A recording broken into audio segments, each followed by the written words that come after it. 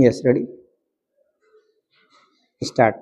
I welcome you all to this very important meeting of the National Commission on Population. At the outside, I must thank each one of you for accepting our invitation to be members of this very important commission. We have an important national task to address, and I urge everyone to pay the highest attention to this issue at hand.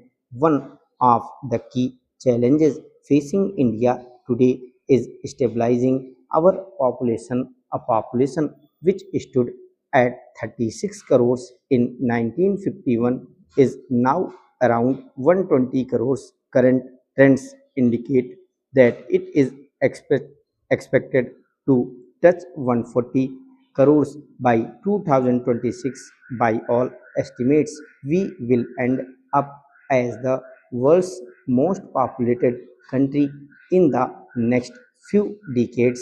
While we all can agree that human resource is an invaluable asset in economic and social development. There are limits to the population that our environment can sustain in the long run, particularly in view of our desire to achieve higher standards of living. Therefore, sustainability of development processes requires a degree of population stabilization.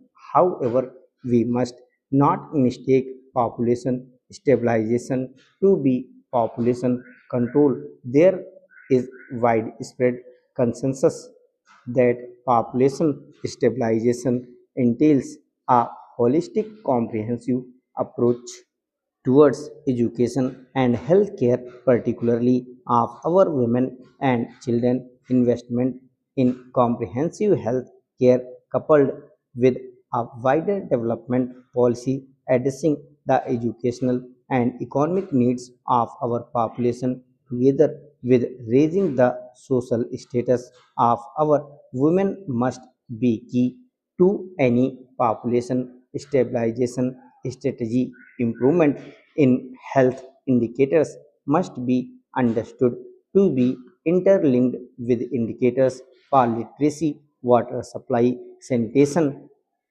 nutrition, housing, and incomes. In this context, I believe that unless our population policy is integrated with our wider development policy, it can never achieve the objective of population stabilization within a reasonable time frame. I draw your attention to the experience of states like Kerala, Tamil Nadu, Andhra Pradesh, Karnataka, and Himachal Pradesh. The link between social and human development and demographic trends is obvious and too stark to ignore. I urge all political parties, social activists, and policymakers in states with high population growth to study and learn from the experience of these states. This meeting offers us a unique opportunity to learn from these states which have served as an example, improving their demographic status through a multi-pronged approach.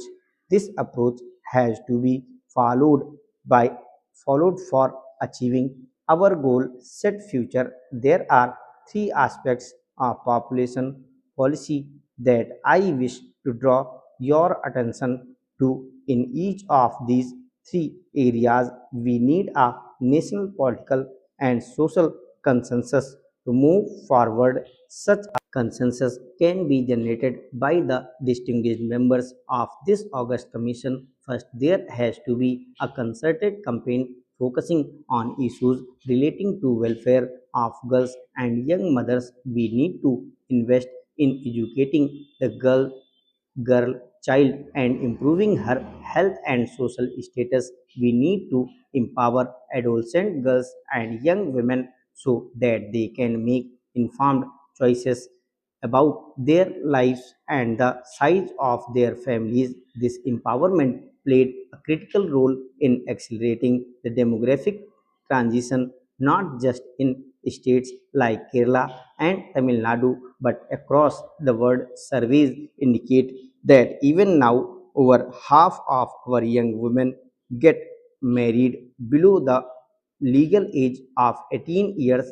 They do not have information or easy access contraception of any kind. This has contributed to the demographic pattern of too early, too frequent, and too many children. This is more prevalent in demographically weaker states. We need to address this problem. Our government is committed to the full social and economic empowerment of our women. We have already taken several steps, both legislative and administrative, to widen social opportunities and guarantee the economic rights of women.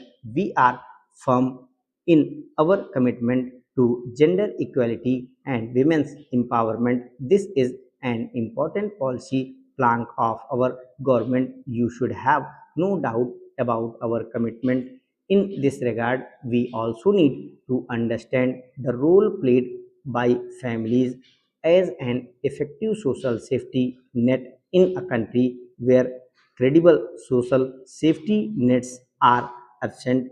It is children who form the main pillar of support to their parents in their old age. This, coupled with high infant mortality rate, compels families to have more children.